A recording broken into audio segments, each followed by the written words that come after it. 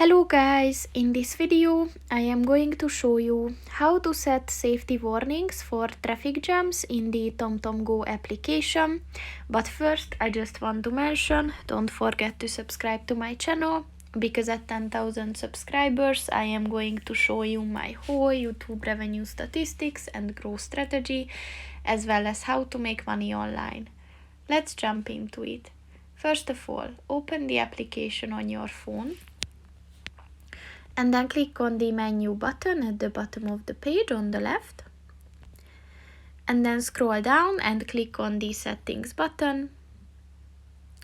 And then click on the sounds and warnings button. And once you enabled the safety warnings section, you can click on that. And then click on the traffic jams button. And here you can set if you want to receive safety warnings for that. So just click on the one that you want to use and it is set. So that's pretty much it for this video, guys. See you in the next one. Goodbye.